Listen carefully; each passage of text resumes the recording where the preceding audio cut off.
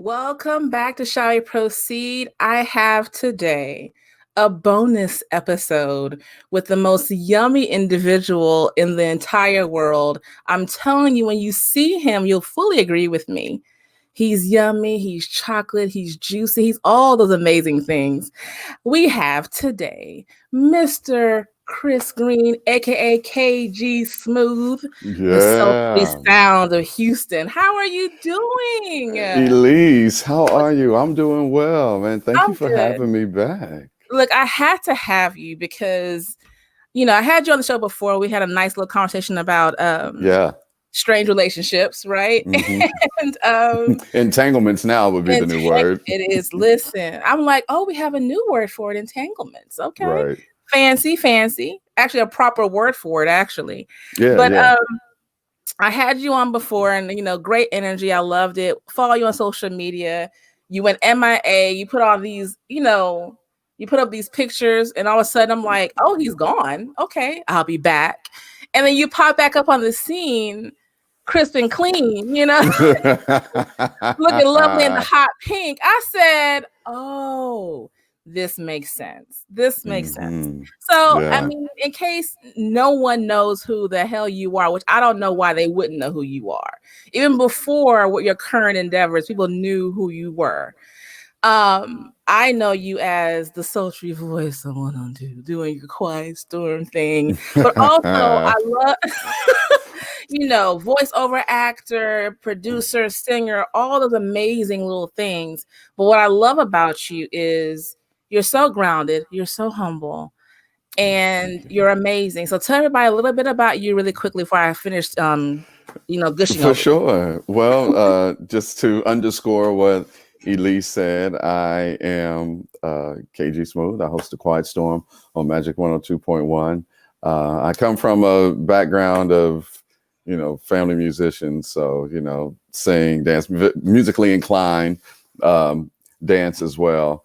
And I also would like to think that I'm the just ultimate all around guy. I can hold my own in any setting and hold my own in any conversation, be it politics, sports, music, news, fashion, whatever. I can hold my own. And now I am embarking on scripted reality television with Yeah, me let's talk about it. Let's talk about it. making my national debut on the hit dating reality series Ready to Love, Last Yeah. Resort on the Oprah Winfrey Network, hosted by nephew Tommy. I'm so proud of you because you move through your careers nice and it's very fluid. And even though you're very well known and very publicly out there, every move you make, from what I see, because that's what we have now, social media, especially with 2020 and how things are, we're Right. behind the screen. um you're very fluid, you're very thoughtful in everything that you do. And before all of this, what I really love what you were doing, let me ask you, how have you been during COVID? How are you? How are you You doing? know, I have been great, Elise. I mean, I was just getting over, what was it, last week? Kind of like getting over survivor's remorse, if you will. Mm, 2020 has been a mother. It's been tragic for everybody with the pandemic hitting, and with that comes the trickle down effects from mhm, mhm. folks losing their job to loved ones getting sick that they can't see, and then they possibly pass away. They weren't able to spend their last moments with them. So with all of that going on here personally for me in my life throughout 2020, things were getting better. I mean, more opportunities came my way, more money started coming. I mean, Mhm. and then I go off to film a whole reality show during a Yeah, pandemic. yeah. And then the opportunities that are will possibly come down off of this. It's just like, wow. So I'm just getting over survivor's remorse because personally things in my life has been going so well, but my little small little circle of friends, like the folks around me, just have been staying afloat or haven't been doing so well. And then with all of the success that has been coming my way, I was feeling bad. But I heard a word from this pastor that Ricky Smiley has on his show in the morning, and he spoke to that very thing. And I Mm. was like, wow, he was just saying, like, don't feel bad, because what God has for you is for you, and the way that he moves is untimely. And who knows, like, your blessings and what's happening to you could possibly inadvertently be a blessing to someone else. So let go of that guilt and that survivor's remorse, and walk into your purpose and what God has planned. And I needed to hear that, because I really was feeling bad. Blessings overflow. When Hmm. you're abundantly blessed, those around you hopefully will feel those blessings and accept Yeah. those blessings. And I can relate, because during this time I have flourished. I have above and beyond maintained. Luckily, I haven't had to experience the illness or death that others have experienced during Mm. this time. Yeah.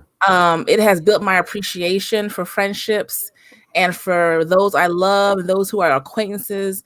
I appreciate my job. I appreciate what I do. I appreciate my voice even more, because I know there's so many who are not feeling that side of it. And Hmm. then I went through the moment of, I don't want to talk about how good things are going for me. I'm loving this time of reflection, because everyone's not having that.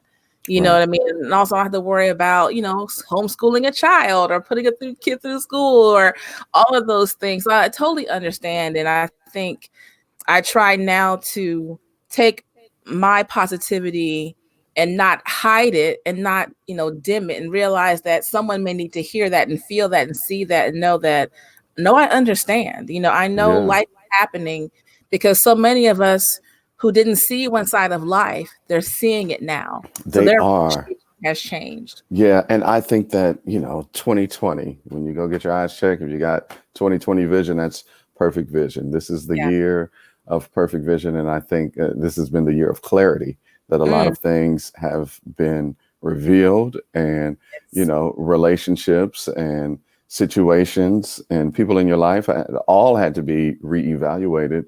And people during this time, during this pandemic, I really believe realized what's important in life. And it's not the stuff that we were doing Mhm. pre-COVID. Right, right.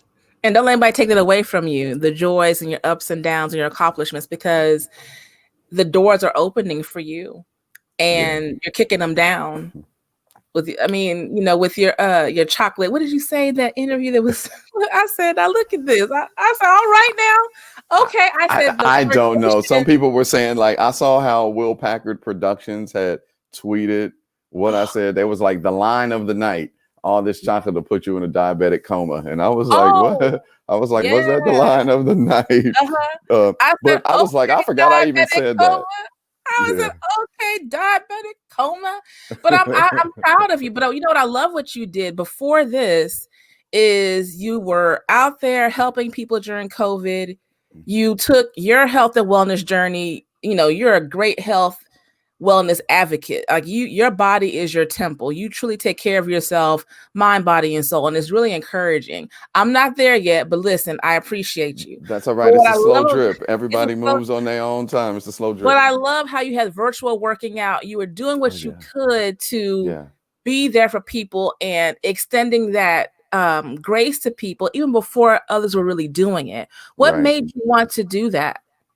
I figured that people are at home and they miss the gym, and they probably don't have a direction, especially those that probably had just begun to work out at the top of the year, or, to that person that just, does minimal workout, but they're active to stay active throughout the week. I knew that they probably, needed a little boost and a little guidance. And so, just thought, hey, why not, keep fit with KG while we are all, quarantined and locked down. And yeah, that's how it all just came about. And I was continuing Mhm. on through that. And then, once things started to open back up and the gyms were opening up, I just had to fall back because I would get on there and I was noticing how my numbers were, diminishing. And I was like, that's because the diehard workout people, they're probably back at their gym.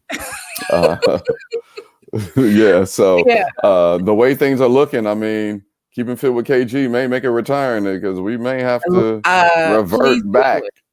Please do it, because there are people who are not comfortable yet. They're not comfortable going into those gyms, because we all know how gyms can be clean or unclean. It's up to the person using the machine to clean it or whatever it is. And I think many of us are staying home now because, one, it's shown numbers are kind of rising again, and people really aren't comfortable going out there. And I feel that we as people with some type of influence have a responsibility in a way. I'm not going to give you all that responsibility. That's not all on you. But I feel that if you have a talent and you have something that someone may need, or because you bring joy every evening on the radio. That's what you do.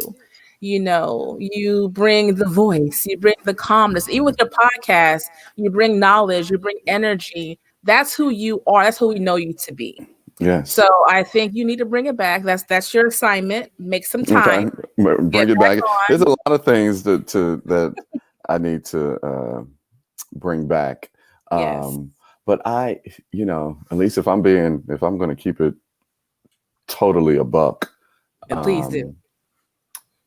I have so many ideas and so many things that I want to put out there and be in everybody's face on social media all the time. Got some great things that I've done in the past and some other ideas. The only reason why I haven't done it is for business reasons. Okay. I am employed by Urban One, Radio One, which is an Urban One station. And in my contract, which when we got a new contract, I held up that contract for about 3 weeks because there was a clause in the contract that talked about them owning your intellectual property. And I was like, no. One, because you're not going to own anything that comes from my brain. It came from my brain. It's mine. Okay. Right. That's one. Two, if we can't collaborate as employee, employer, or talent and corporation that we both get paid, or we both, can monetize off of this content, then, that would be, a conversation that I would be interested to have. But I know that I'm not going to be with them forever. And my idea, if it's me and I'm hosting it and producing it and putting in the work, like once I leave y'all, I want to take that with me. And y'all saying like, well, sure, you can take it with you, but we're going to own it. We're still going to do whatever it is that, you came up with, and we're going to take it and run with it, get another host, do whatever, revamp it, but we're still going to own that. And so that is the reason why I'm not all the way, because I honestly could be Mr. Magic 102.1. I can be Mr. Magic 102 in Houston with the ideas that I had and for the things that I had to put out on Facebook and on social media and whatnot. But that clause is the reason why. If I'm being totally honest with that. And you know what's so funny? I was talking to a friend of mine the other day about entertainment and contracts and how it's beautiful. We're talking about Toby Nwigwe and how he's independent all the way through. Yes. And there was an interview he did it was him and Fat and someone else. And they get approached all the time now by different companies. And the one question that he's asking is, so what are you doing that I'm not already doing? What can you offer me above and beyond what I'm doing? And they couldn't answer him or Nell or Fat. Like, no, you're not doing anything different. And it's funny that we had this same conversation when Prince brought it up how many decades ago, and when Michael Jackson brought it up about intellectual rights and owning your and Prince having his own studio in his home, writing his music, but you're gonna tell me because I'm under a contract, even though I'm in my home, in my studio, this is my work, you still own it. That's a problem. And I love the fact that we're becoming more knowledgeable as a people, as entertainers, or whatever it is, a business, to know I can't allow someone to hold my ideas and my work hostage. It's mine. Yeah. And there's no love lost. I love you. That's great. But it's business. I can't. It's business. It's business. Listen, corporations, they kill me because you all are going to do whatever you feel is right for your corporation. Right. But then it's a problem when the talent or the employee wants to turn the table and do what's right for them. Then there's a problem. Then, then we get, these talks and, all of these negotiations and all of that. It's just like, nah, it's the same thing. It's the same thing. And they don't like it when you play hardball with them. The same way that they try to play you or play hardball with you, when you turn around and play hardball with the corporation, it's just like, like the audacity of this person to try to challenge what it is that we are doing for them or that we offer them or what we can give them. How dare you? And it's just like, well, how dare you, think that you can play me, lowball me, or, think I'm some sort of slave. And I think the funny thing is what the world is showing you now with the beast of social media and all these platforms and content creators are able to do things on their own. You're asking yourself, I no longer need that to become or to do the work that I want to do. There are so many people who are able now. Look at the independent comedians like Kevin on Stage and Tony Baker and those people who've been doing it on their own from the beginning. And they're huge. You have entrepreneurs, you have entertainers who have been maybe YouTube at first, and then now you have Instagram and Facebook. Do you really need to be attached? Like, people ask me all the time, do you want to be attached to anything? I said, no, I like being I want to answer to me. I want to do what early wants to do. I like that. But I was also reading, I think SNL does it as well. When you become a player on SNL, those characters you create for SNL, they now own those characters. So you can no longer, if you leave SNL, perform them. They stay there. So that's why Leslie Jones, I want to say, left SNL afterward, because she realized I have too many characters in my brain. I can't let you have it. Thank you for the chance. Thank you for the opportunity. Right. That is great. So besides all of that, Mr. Toothache cavity, diabetic coma, man. Diabetic coma. What made you say yes to this? I know you probably answered this question a million times already before this, but but I don't. Please tell me what made you say yes. What made me say yes, Elise, was my listeners. Okay. My listeners. They are the ones who encouraged me to do the show. So, and I've been telling people, during my press run for Ready to Love, Friday nights at 8 on, is that the show chose me. I didn't choose the show. And I'm being dead ass serious with that. Casting reached out to me 3 times. Wow. And all 3 times, and there were different people each time, all 3 times I said no. And so one night when I was doing A Quiet Storm, I get on Magic's Facebook Live. It used to be in the 11 o'clock hour to do conversations with KG. And one night when I was on talking to my listeners, and, I was telling them about how they were scouting me out, to do this reality show. And I was like, I told them no, like, no, that's not me. You're not going to be following me around and in my home and in my life and all of that. That was before I knew how the show was formatted. But as I'm telling them this, my listeners was like, what? No, do it. KG, do it. Like, you're a great guy. You deserve to find somebody. And if anything, it will, raise your profile and big up the Quiet Storm brand. So do it. And I was like, really, y'all? Like, for real? They was like, yeah, do it. If you find love, great. but Mm-hmm. do it to raise your profile. And I was like, okay. And so that next day, I hit the last person from casting, like, okay, I changed my mind. I'll give it a shot. And Oh. here we are with the premiere just this past Friday in episode 1, airing this Friday, October 30th at 8 on OWN. So let me tell you something. I really don't do reality shows. Okay. I just, it ails my soul. I can't. I used to watch it, and after a while, I'm like, I just cannot look at my people. Act like Because some this. things are so negative. Some things are just so negative when it comes to the Black community. Right. And we feed into it, we love it, sensationalize. I just cannot. But I said, let me go ahead and watch some Ready to Love and see Mr. Smooth, because the interest alone in the suit and the abs. I said, I'm looking at him in a whole new light. I said, listen, this is not appropriate for me. I can't look at him like this. What is going on? What is going on?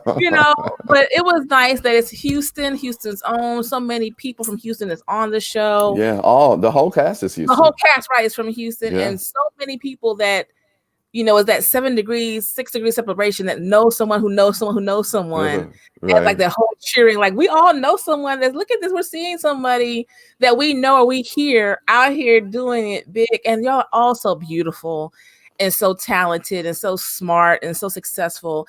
And it's nice to see that during these times, because the negativity in society right now for us is so heavy, for Black men especially. And to see this fun, taking away from everything from the election to COVID, to see this show premiere and to see all the beautifulness dripping on the screen. All that melanin drip on us. All that melanin dripping, and to see my people looking amazing. It was nice to see that. And I appreciate you for doing it and listening to your listeners and doing the show. Well, thank you. Yeah. Thank you so much. I was like, you know what? Let's jump out the window. Yeah. TV is where I want to go next. There had been a couple of years where I had been contemplating leaving Houston to move to LA to make it happen. And, God saw fit that LA came to me. Yeah. And, it's fun. And I really enjoyed the process, just seeing how it's all done, learning the lingo, long days. I mean, we shot, some days were 12, 14-hour day shoots. Yeah. So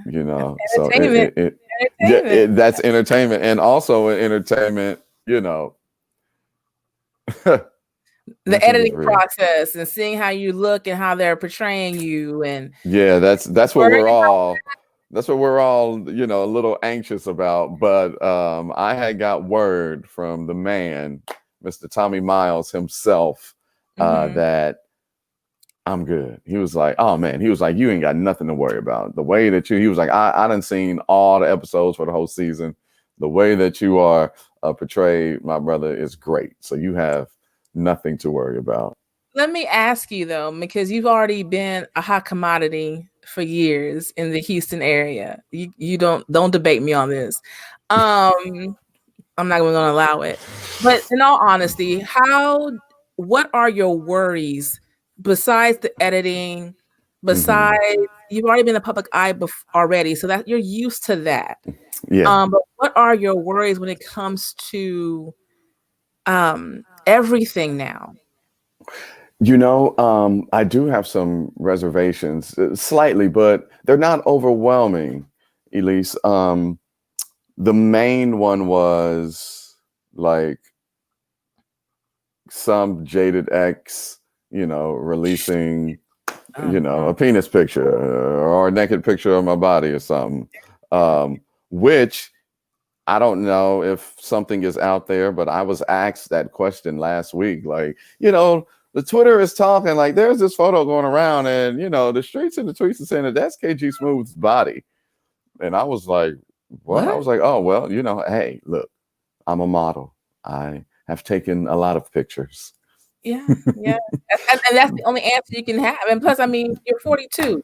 40. I mean, Lord, we've been around before you. There were screenshots and evidence. Look, I am so glad I grew up. I'm about to be 43 in December. I am so blessed and happy, dear God, that we grew up at a time when there's no evidence. Okay, I don't know what these kids gonna do these days. You know, Elise, you know, we're the last of the real. We're the last of the real ones.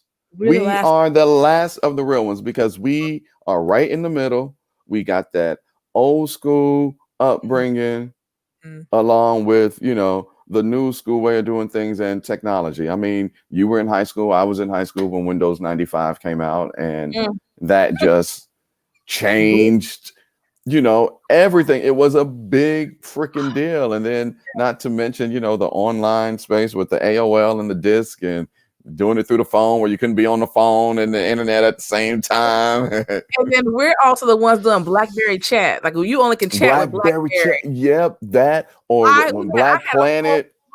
Yeah, Black Planet. Black Planet, like so listen here. So you know, we are really the last of the real ones because we got both upbringings.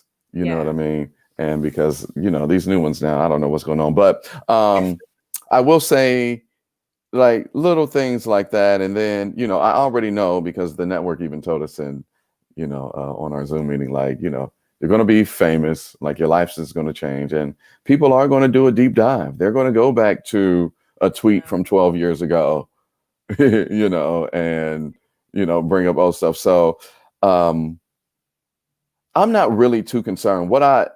What I'm already seeing though now, like for instance, my Facebook was just for friends and family. I mean, like if I didn't meet you in person and have a conversation or some sort of connection, I'm not adding you to my Facebook. But on the strength of the show, to get more eyes and ears on it and all of that, you know, I accepted those thousands of friend requests over the years, and you know, I'm already at my 5,000 limit, and so my brother was like, "You're gonna have to create a fan page." But with confirming all of those folks, the weirdos are coming out on Messenger. Like folks are just, and I mean everybody, women, men, like just hitting me up. Hey, what's up? Oh, you're handsome. Oh, you're sexy. I mean, some, they don't even speak. They're just, I just get, you know, a vagina picture, or I just get a picture of a man, you know, showing his ass. And I'm just like, whoa, what is this? And not only that, like motherfuckers who have the unmitigated gall to call you on Messenger, to want to call you on Messenger or do the Messenger, you know, video joint. And it's just like, I was just like, look, it comes along with the territory. Because let me tell you something. What you're experiencing is what regular females go through sometime on a regular basis. It's crazy. And it's not, and I'm not taking away from what you're going through. No, not at all. No, I get it. It's crazy because me doing podcasting, I kept my Facebook page private. Like you couldn't even send me a request if you didn't know me.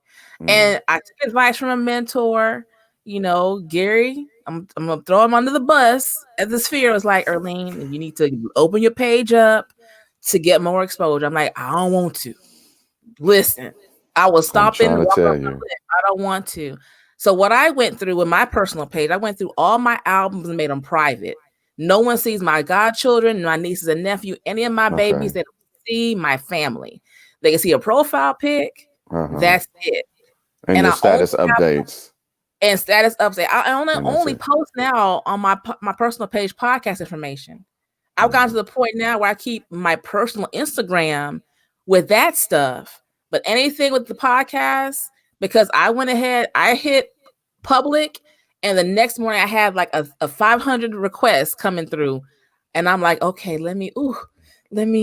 And what am I doing now? Block, delete, because it's out of hand, and you have to be careful now because you don't know who's out for good or just being genuine, or who's going to do things just to kind of rattle you. And I hate that that's the part of your growth in celebrity experience, but that's unfortunately the growth of your celebrity experience. I mean, I embrace it all. I know that it comes with the territory. Mm-hmm. I've been in radio for 20 years and I've stood on the sidelines and watched other people and, also learned from other people. Right. I'm ready to embrace it. So many hypotheticals have been playing in my head, and sometimes I don't like to entertain them because you don't know how you would react in that moment. But when I was doing the interview with Style Magazine and she asked me that question, and afterwards my publicist was like, do you have a picture out there? I was like, I've sent stuff to, exes or, people that I was smashing. So there may. And I she mean, was we like, will, did you? we will grown out here in these streets. Yeah, she was like, did you know that she was going to ask that? I was like, no, I didn't. I was like, but if I'm being honest, I was like, I low key got off on that. I low key got off on her asking me the question and the way that I handled it. Yes. Because I guess with all of the scenarios that have been playing out in my head, like if this happens, what if? When that happened, I guess since I wanted it to happen and it did, and I saw how I handled it, that kind of just broke the ice for me. And so it's just like, so from here on out, hell, it ain't nothing. Like I know what to do. I know how to finesse. I know what to say. And as you walk in your truth and walk in who you are and you're being yourself, you can answer any question with You ease. can answer. That's right. So Come on. how, this is who you are. I mean, I may not. Hell, I'm grown. So when you walk in your grace, you walk in your truth like you're doing, you can walk into your celebrity and handle anything and not worry about it because somebody out there sweating. Somebody out there right now like this. I don't, and that's not going to be who you are. That's not who And you're going and to another point that you made, like we are in our early 40s. Yeah. B, it's 2020. Mm-hmm. I don't think having a nude picture out there up in the clouds, Mm-hmm. in the internet clouds, Mm-hmm. isn't as big as a shock as it was. Because it's like now, who doesn't have, a dick pic out there? Who don't got titty pics out? You know what I mean? And I So think the it's kind biggest thing of is how you handle those questions. Like you said, you handle it with grace and understanding, and you walked in your truth.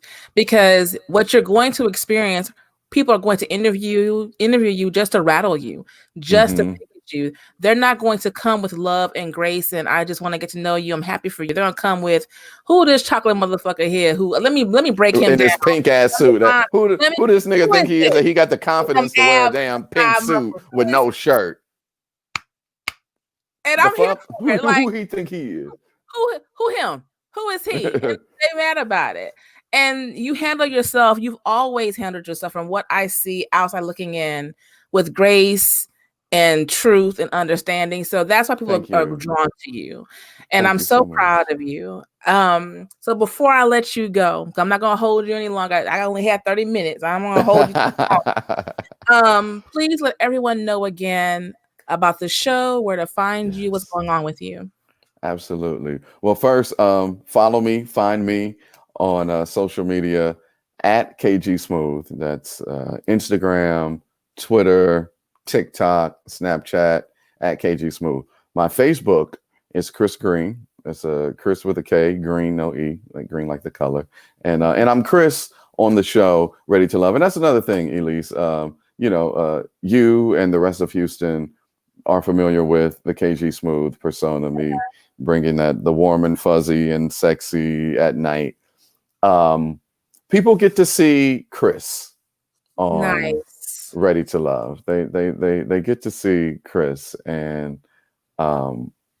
what I can say about this experience and what the other people thought of me, I'm consistent. I'm consistent in who I am and how I am and how I treat people, and that I believe that will come across on the screen. especially when, I hear the same thing from everybody. So yeah, I was me. I was me. You're not going to get any surprises. You're going to be like, oh, this is really who he is. Yeah. So And that's how you tune should be. in. Right. Exactly. So tune in, everybody. Fridays at 8. Well, if you're on the East Coast, you're watching 9, 8 Central on the Oprah Winfrey Network on OWN. Ready to Love, hosted by nephew Tommy Miles, and 20 Houston singles, 10 girls, 10 guys. For those of you who are not familiar with this, this is the only Black dating reality show on TV. And Yes. it's like, for those who haven't seen it, it's like The Bachelor and Big Brother combined, but for Black folk. It's yummy. And if you're looking for, and what I will say is, out of all the reality shows that people who look like us are on, I'm excited about this one. Showing Black love, whatever may come of it during the season, the ups and downs. In a certain amount of age, because the age range is 30 to 55. Let me tell you. It's 30 to 55. Children. I love y'all not some kids. I say these are not some children. I love it. Thank you, Jesus. That's what I love. Grown ass adults that got full grown things going. Towards 18 to 25 or 30. I'm thinking, man, listen, we real grown out here. We want love too. Like, what about us? We can get some love and attention, but it's beautiful. Y'all all look amazing. We're all going to tune in to see you ready to love, your consistency, who you are. And I'm so happy for you. And I know this is going to be just a small stepping stone. This is what you had to see and experience to know I want more and what direction you need to go in. So 2021 about to be ridiculous for you. It's going to be sick. I didn't see an all white suit. You give me an all white suit next time. I didn't even see an all white suit next time on that chocolate. Dang. Okay. I've got a couple white suits, but the suit that I have for the reunion, I think it'll be okay. I think the fans will like it as more. If you like the first impression with that pink suit, then you're gonna love the last impression. You're such a fashion icon, though. Like, not to even hold you. You're so unique in your fashion. Like, I love the fact that you do what you want to do. No one's going to tell you. No one's going to tell Kris how to dress.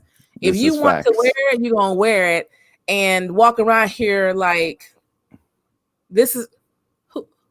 I wish somebody would tell me I can't do what I'm doing because I'm doing it well. And I love that. And that's another example to show Black men and Black boys that you can walk in your truth. Yeah, be yourself. There's nothing. And be yourself. And be yourself. That's one thing. There were two things that my grandmother constantly said that just, well, not constantly, but it was two things that she said to me when I was a teenager that just stuck. And I, lived by that. One was, be yourself, because you get more respect that way. And that's the most important thing. Respect. Yeah, that's the most important thing. Respect. My mother always would tell me the same thing.